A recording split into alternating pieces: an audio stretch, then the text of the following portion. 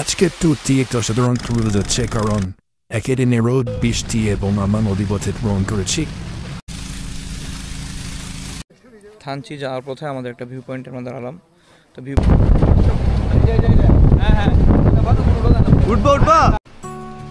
Hello, আসসালামু আলাইকুম, শুভ সকাল সবাইকে।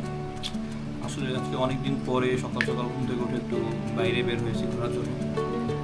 অফিসের স্টাফ এবং কলিগদের সাথে আর কি বাইরে যাব, তো সেভাবে আর কি প্রিপারেশন নিয়েছি।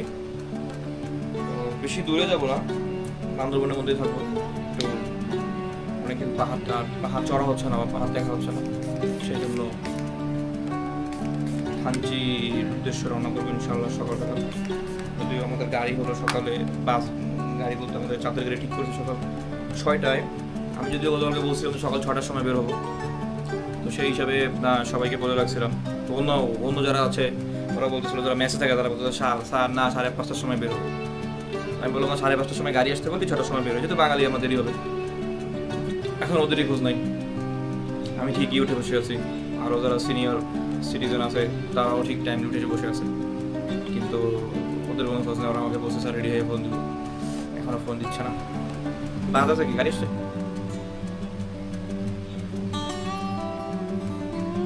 ঠিক আছে ঠিক আছে।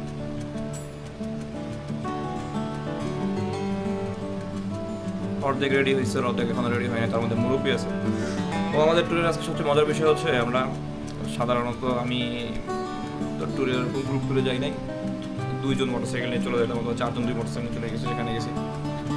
তো আজকে সকালে গতকালকে আমাদের ট্যুরের হঠাৎ প্ল্যানে অফিসে যারা মুরব্বী সিনিয়র সিটিজেন আছে তারা বলেছে যে আমরা যাবো, কারণ আসলে বান্দরবনে সবাই আসলে যেতে পারে না চাইলে। তো হঠাৎ করে আমাদের প্ল্যান করা হয়েছে যাওয়ার জন্য। তো ভাবলাম ঠিক আছে, চাঁদের গাড়ি ঠিক করি। তো আমাদের 10 জনের মধ্যে অর্ধেকই সিনিয়র সিটিজেন। যাক, আজকে ট্যুরটা ভালো হবে, সবাই আমাদের জন্য দোয়া করবে। সকাল 6টায় আমাদের জার্নি শুরু করার কথা থাকলেও কিছু মানুষের দেরির কারণে 6:30টার সময় জার্নি শুরু করছি। 7:20-এর দিকে আমরা ওয়াইজখানে এসে পৌঁছেছি মাত্র। এখানে আমরা আমাদের ট্যুরের সবাই মিলে এখন এখানে টি ব্রেক, না 1 ঘন্টা হয়নি, 7:10-এ আমরা এখানে পৌঁছেছি। আর্মি ক্যাম্প আছে এখানে, টি স্টল, যদি এগুলো দেখানো যায় না তাই দেখা দিবি।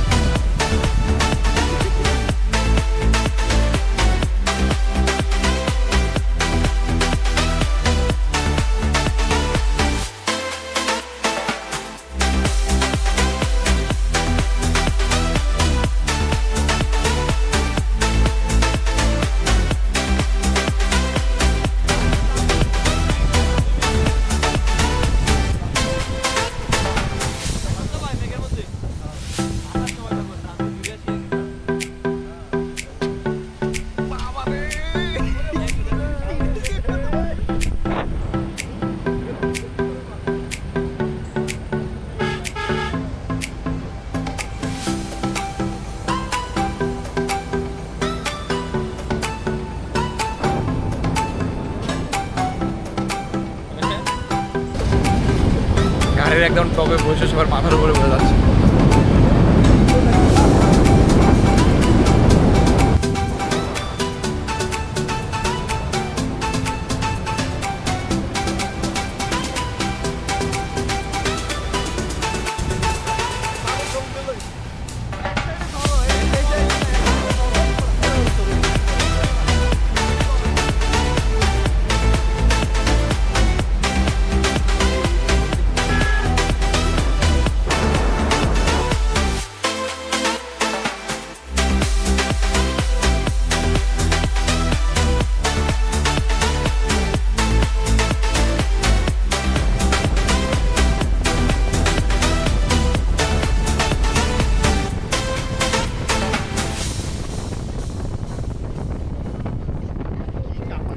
যাওয়ার পথে আমাদের একটা ভিউ পয়েন্টে আমরা দাঁড়ালাম।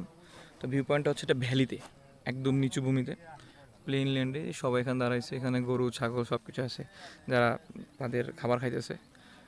আমরা আমাদের খাওয়া শেষ করছি অবশ্য, এখন আমরা অবশ্য আবার তাঞ্চির দিকে যাবো, কিন্তু সবাই এখানে দাঁড়ায় যে ভিউটা নিতেছি আর কি। আল্লাহ মাশাআল্লাহ, আল্লাহর রহমতে এত সুন্দর একটা ভিউ জায়গাটা।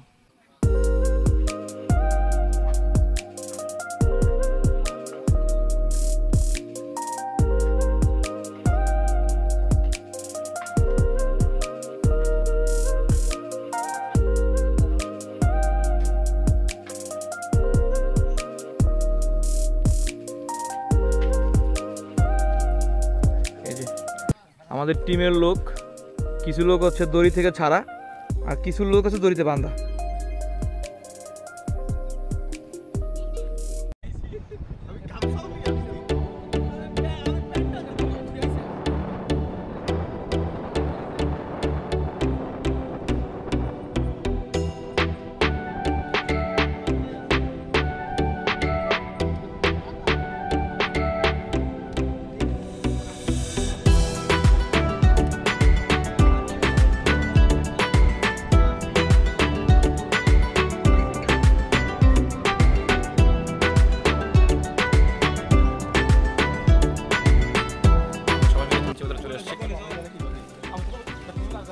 মুরব্বীদের গ্রুপ নিয়ে আমি হেঁটে যাচ্ছি ট্যুরে, অর্ধেক মুরব্বী আর অর্ধেক হলো আমরা ইয়াং পোলাপান। সমস্যা হয়ে গেছে, আমি ইয়াং হইলো কেউ, আমি আবার এদের মুরব্বী হয়ে গেছি। এদের সঙ্গে আমি ঘুরতে পারি না, মুরব্বীদের সাথে আমার ভালো লাগে।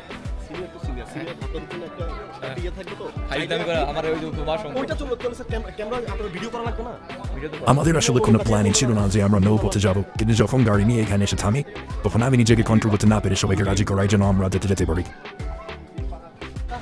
গায়েস, আমরা এখন খাওয়া দাওয়া করতেছি। এখানে আমরা সবাই বসে একসাথে খাওয়া দাওয়া করলাম। থানচি বাজার, আমরা চা পান করছি। আমরা কি খাইতেছি? চা পান করতেছি। বোট নেওয়ার জন্য আমরা তখন বিজিবি ক্যাম্পে ওখানে দাঁড়াই। ওখানে কথা বলে দেখি যে ভাড়া পরিমাণটা ৩,০০০ টাকা এবং সাথে লাইফ জ্যাকেট আলাদাভাবে নিতে হবে। তো এটা দেখার পরে আমরা কথা বলে সব কিছু রেডি করে এসে আমরা আসলে এখানে দুপুরে নাস্তাটা এখানে করি। নাস্তা মানে দুপুরে লাঞ্চের হব না, নাস্তাটা করতেছিলাম আমরা যাতে একটু শরীর শক্তি নিয়ে যাইতে পারি এসে নদীপথে। নদীপথটা আসলে অনেক বড় জার্নি হবে, প্রায় 1 ঘন্টা যাওয়া আসা, 2 ঘন্টার কাছাকাছি। এই কারণে আমরা আসলে এইখানে বসে কিছুটা হালকা মতো নাস্তা করার চেষ্টা করি সবাই মিলে, যে যার মতো আসলে এখানে খেয়ে নেয়। আমি আসলে তেমন কিছুই খাই না, শুধুমাত্র চা খাই।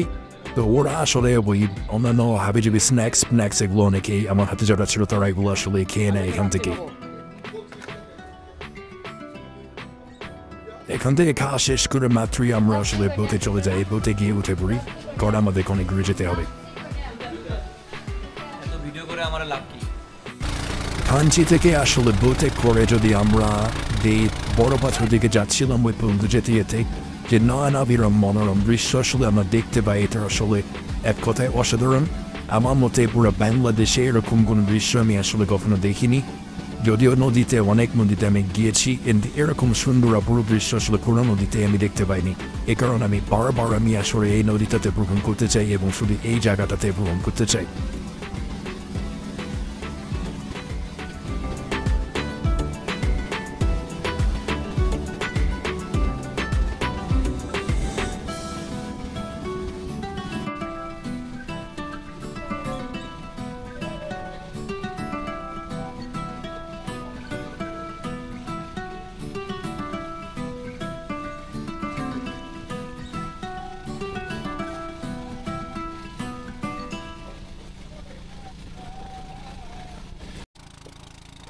যেতে যেতে আসলে অনেক রকম মনোরম দৃশ্য আসলে আমরা দেখতে পাই দুই পারে।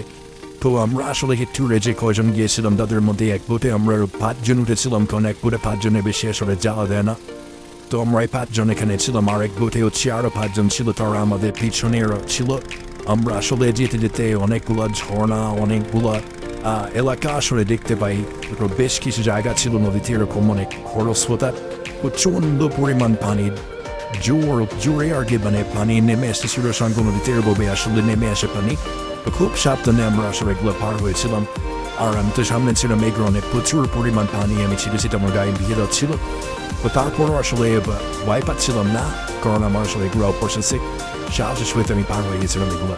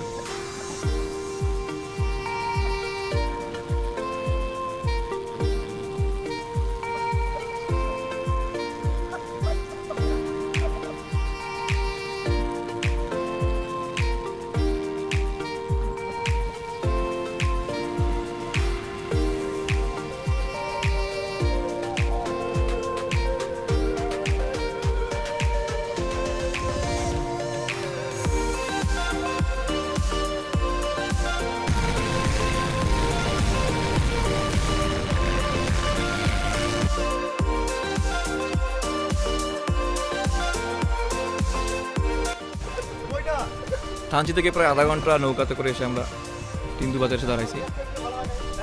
তিন্দু বিজিবি ক্যাম্প আপাতত যেখানে এই পর্যন্ত আপনাদের সামনে বড় বসা পর্যন্ত যাওয়া যায়, আবার বসা সে পর্যন্ত যাবো। এখানে আমাদের ট্যুরের লোক সবাই একসাথে আমরা যাচ্ছি এখানে।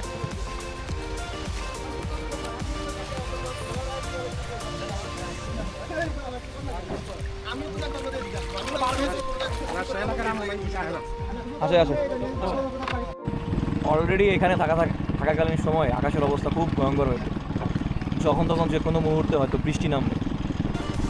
আমরা অবশ্যই এখানে যাওয়ার জন্য কেউ প্রিপারেশন নিয়ে আসি নাই, কারণ আমি এখানে এসে একটা হাফ প্যান্ট নিচ্ছি। এখন জায়গা যদি বৃষ্টি শুরু হয় তাহলে হয়তো ভিজে যাবে।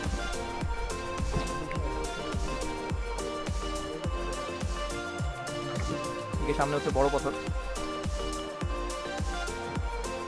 পাথর এবং কুমারী ঝর্ণা, দুইটা হচ্ছে আমরা এখন দুইটাতেই যাবো। আর সামনে যাওয়া যায় না, সামনে রেমাক্রি লাংলক ঝর্ণা আছে, ওদিকে অবশ্য যেতে পারবো না, এখন যাওয়া যাবে না। অবৈধভাবে অনেকেই যাচ্ছে, অবৈধভাবে এখান থেকে চেষ্টা করলে তো আমরা যেতে পারবো, বাট অবৈধভাবে যাবো না।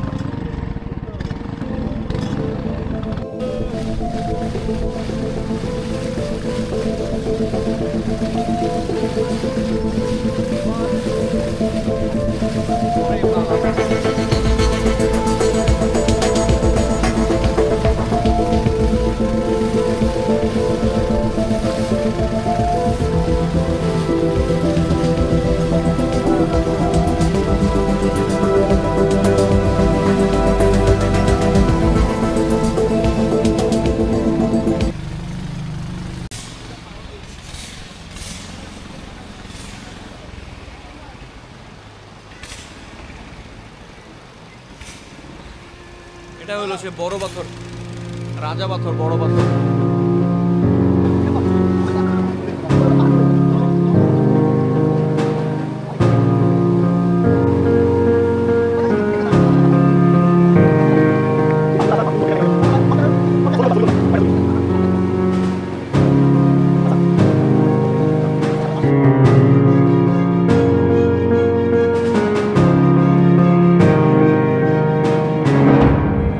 যেতে আমরা আসলে কুমারী ঝর্ণা এসে পৌঁছাই, তারপর এখান থেকে কুমারী ঝর্ণার দিকে চলে যাই।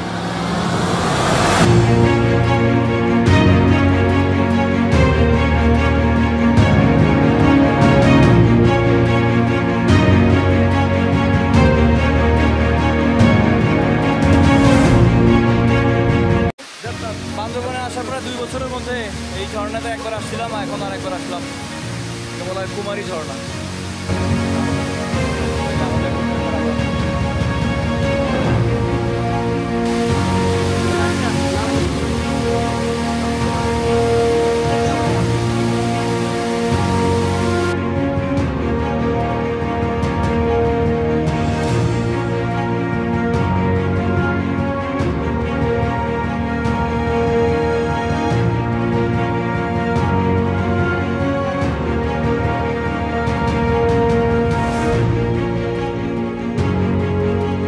চলতে আজকে তামাতঙ্কি চলে আসছি। এখানে আমার একটা ভিউ, যে এক জায়গায় দাঁড়ায় 3টা সর্বোচ্চ পাহাড় দেখা যায়। এই যেমন পিছনে এই যে যেটা দেখা যাচ্ছে, এটা হলো তাজিংডং বিজয়, এটা বাংলাদেশের সর্বোচ্চ চূড়া। এইদিকে যেটা দেখা যাচ্ছে এটা হলো কেওক্রাডং, সাবেক সর্বোচ্চ চূড়া, যেটা 3300 ফিট উঁচু। আর তাজিংডং সম্ভবত এখানে 4100 বা 4200 ফিট উঁচু। এবং এইদিকে দেখা যায় যেটা সেটা হচ্ছে ডিম পাখি।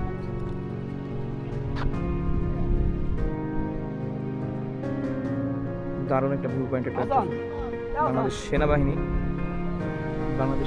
এই কাজটা করছে, অসম্ভব সুন্দর একটি কাজ করছে তারা, যে রাস্তা কাজ করছে, যে কোথাটা তাজিংডামের দিকে যে রাস্তাটা দেখা যাচ্ছে বাকলাই বার বন্ধ গেছে, এই রাস্তাটা করার সময় তারা হচ্ছে এই ভিউ পয়েন্টটা তৈরি করে গেছে। অসম্ভব সুন্দর একটা ভিউ পয়েন্ট, একটা জায়গায় দাঁড়ায় কিন্তু সর্বোচ্চ পাহাড় দেখা যায় না।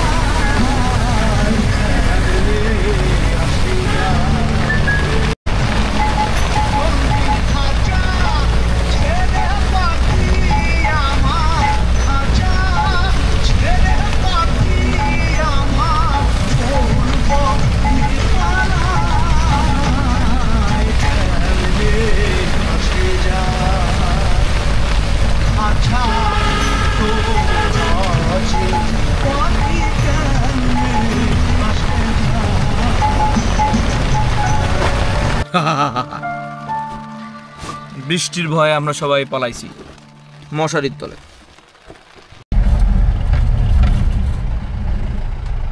আমরা সকালবেলা নীলগিরিতে নামি নাই, কারণ তখন অনেক মেঘ ছিল।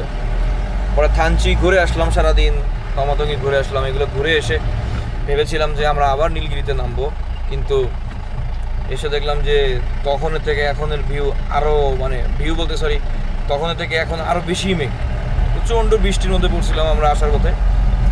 তো এখনও আমরা আবার নীলগিরিতে না ঢুকে আবার চলে যাচ্ছি।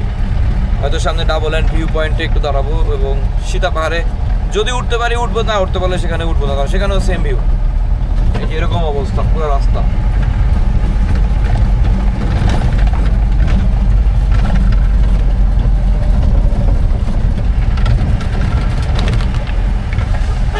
আজকে আমরা এই ট্যুর বান্দরবন থেকে সকাল 6:30 রওনা শুরু করেছি, আর প্রায় 10টার দিকে আমরা থানচি গিয়ে পৌঁছেছিলাম। এরপরে আমরা প্রায় 2 ঘন্টার একটা বোট রাইড দিয়েছি বড় পাথর পর্যন্ত। বড় পাথর, হ্যাঁ, তিন্দু বড় পাথর হয়ে তারপরে আমরা আবার ব্যাক করে ওখানে দুপুরে খাওয়া সেরে তমাতুঙ্গি গেলাম। তমাতুঙ্গি থেকে আমরা ফিরে আসতেছি। অলরেডি এখন বাজে হচ্ছে 6টা বাজতে 5 মিনিট বাকি আছে। এই পুরো রাস্তা আমাদের সাথে যে গাড়ি আমরা যে গাড়িতে করে যাতায়াত করছি, সেই গাড়ির যে চালক এই যে মোহাম্মদ শফি আলম, আমাদের সাথে আমাদেরকে নিয়ে সেই সকাল থেকে এখন পর্যন্ত সে রাইড করেই যাচ্ছে। শুধু মাঝখানে একটু রেস্ট করতে পারছে। আমরা যখন নৌকা করে বোটে করে আর কি আমরা বড় পাথর পর্যন্ত গেছি। খুব সুন্দর গাড়ি চালায়। আশা করি আপনারা যদি কেউ বান্দরবনে আসতে চান অবশ্যই তার সাথে যোগাযোগ করতে পারবেন এসে। আমি তার মধ্যে খুব ভালো গাড়ি চালাই, যথেষ্ট দ্রুততার সহিত এবং সেফলি রাইড করছে সে। আমি দেখে খুব অবাক হয়েছি যে পরিমাণ আবহাওয়াটা এটা দেখলে, মানে এই যে অবস্থা, এর মধ্যে থেকে সে গাড়ি চালাচ্ছে। ক্যামেরায় তো তাও অনেক ক্লিয়ার চলে আসে, বাস্তবে কিন্তু এতটা ক্লিয়ার না। বাস্তবে অনেক বেশি ঘোলা এবং বাস্তবে আর অনেক মেঘ যার সামনে ওই একটা গাড়ি যাচ্ছে, ওই গাড়ি দেখা যাচ্ছে না। এই যে আমি দেখতেছি চোখ দেখা যাচ্ছে না। ডাবল এন্ড ভিউ পয়েন্টে আসছে, এখানে দেখার মতো কিছু না, লোকজন সবাই মানে পালায় আছে। দেখি তারা দেখেন কি একটা অবস্থা। প্রায় 2 ঘন্টা যাবত গাড়ি চালাচ্ছে এইভাবে আস্তে আস্তে, সামনে কিছু দেখা যায় না।